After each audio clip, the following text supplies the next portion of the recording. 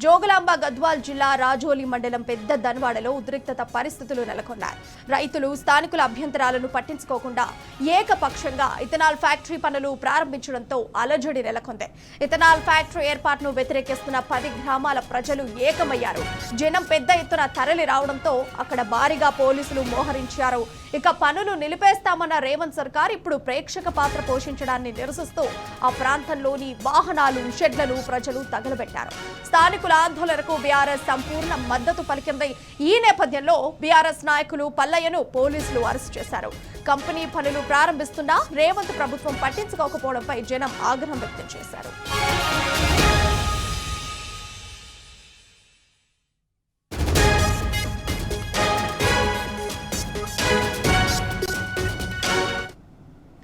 అంశానికి సంబంధించిన సమాచారం మా ప్రతినిధి నరేష్ ఫోన్ లైవ్ ద్వారా అందిస్తారు.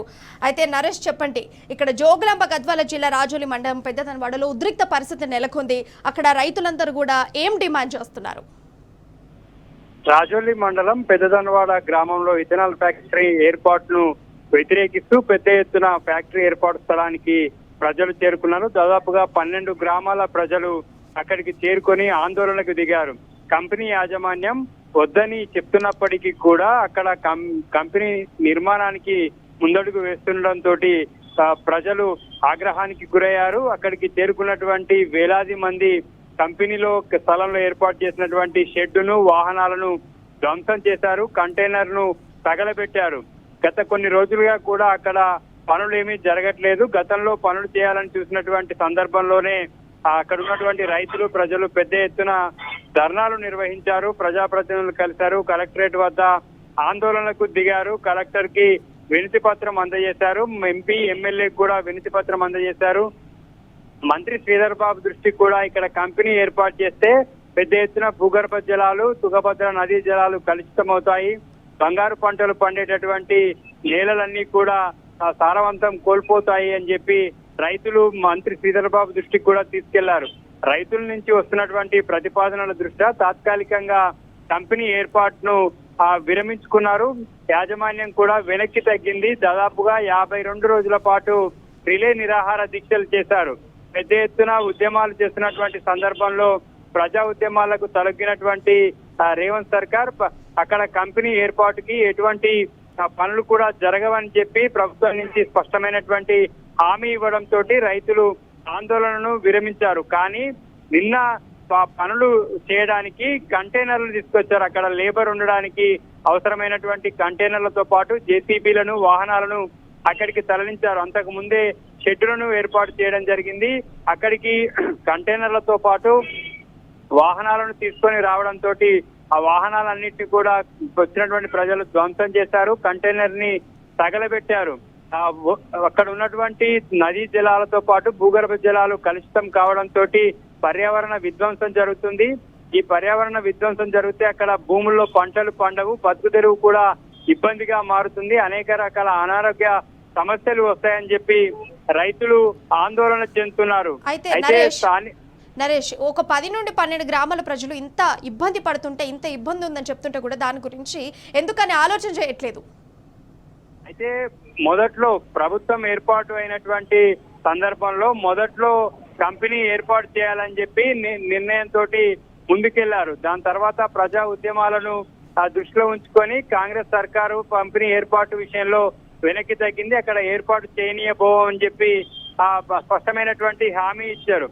కానీ గత కొన్ని రోజులుగా పనులు ఏవి కూడా ముందుకు సాగలేదు. అయితే అది ప్రైవేట్ వ్యక్తులకు సంబంధించినటువంటి కంపెనీ. ఏపీకి చెందినటువంటి వ్యక్తులు 29 ఎకరాలను అక్కడ ఉన్నటువంటి ప్రైవేట్ వ్యక్తుల దగ్గర దాన్ని కొనుగోలు చేశారు. 29 ఎకరాల్లో 189 కోట్ల రూపాయలతోటి గాయత్రి రెన్యూవబుల్ ఫ్యూయల్స్ ఇథనాల్ పేరుతోటి కంపెనీ ఏర్పాటుకి వారు అక్కడ ప్రైవేట్ వ్యక్తుల దగ్గర ల్యాండ్ ని సేకరించారు. మొదట్లో అక్కడ కంపెనీ ఏర్పాటు అంశం అనేది విషయం చెప్పకుండా అక్కడ ల్యాండ్ కొనుగోలు చేసినటువంటి యాజమాన్యము తర్వాత ఇథనాల్ ఫ్యాక్టరీని ఏర్పాటు చేస్తున్నామని చెప్పి అక్కడ ఉన్నటువంటి స్థానికులకు సమాచారం తెలవడంతో రైతులు దాన్ని తీవ్రంగా వ్యతిరేకించారు. ఇథనాల్ వ్యతిరేక పోరాట సమితి పేరుతో అక్కడ ఆందోళనలకు సిద్ధమయ్యారు. జనవరి, ఫిబ్రవరి నెలల్లో పెద్ద ఎత్తున ఆందోళనలు చేశారు. ఆ సందర్భంలో అక్కడ పూర్తిగా పోలీసుల నిఘాను ఏర్పాటు చేస్తారు. ఆ గ్రామాల్లోకి ఎవరెవరు వచ్చి వెళ్తున్నారు, ప్రజల్ని ఎవరు వారు అవేర్నెస్ క్రియేట్ చేస్తున్నారు అనేటటువంటి అంశంలో పూర్తి నిఘా పెట్టారు. కానీ అందరూ కలిసికట్టుగా ఉద్యమించడంతో ఆ ప్రతిపాదనను వెనక్కి తీసుకున్నారు. అక్కడ కంపెనీ యాజమాన్యం కూడా వెనక్కి తగ్గింది. కానీ తాజాగా మరి అధికార పార్టీ అండదండలు లేకుండా మాత్రం పనులు చేయడానికి యాజమాన్యం కూడా ముందుకొచ్చేటటువంటి పరిస్థితి ఉండదు. కానీ ఈ కాంగ్రెస్ కు సంబంధించినటువంటి అధికార పార్టీ వారు ఎవరైనా భరోసా ఇచ్చారా, లేకపోతే సొంతంగానే యాజమాన్యం పనులు ప్రారంభించిందా అనే విషయం తెలియాల్సి ఉంది. కానీ ఇవాళ వచ్చినటువంటి రైతుల పట్ల కూడా పోలీసులు క్రూరంగా ప్రవర్తించారు. అక్కడ తోపులాట్లో ఒక మహిళకు స్వల్ప గాయాలయ్యాయి. పెద్ద ఎత్తున పోలీసులను మోహరించడంతో ఉద్రిక్తతకు దారితీసింది. అక్కడ ఉన్నటువంటి రైతులంతా కూడా ఎట్టి పరిస్థితుల్లో కంపెనీని ఏర్పాటు చేయనిచ్చేయలేదని చెప్పి తేల్చి చెప్పారు. గతంలో కూడా అందరూ ఆ రైతుల ఉద్యమానికి అగ్రి అయినప్పటికీ కూడా మరోసారి యాజమాన్యం నరేష్ కంపెనీ ఈ ఏర్పాటు నిరసనకు చేయగానే సంబంధించి ముందుకెళ్తుంది. రైతులు చేస్తున్న ఈ నిరసనకు సంబంధించి ఎవరైనా ఇప్పుడు రెస్పాండ్ అవ్వడం జరిగిందా?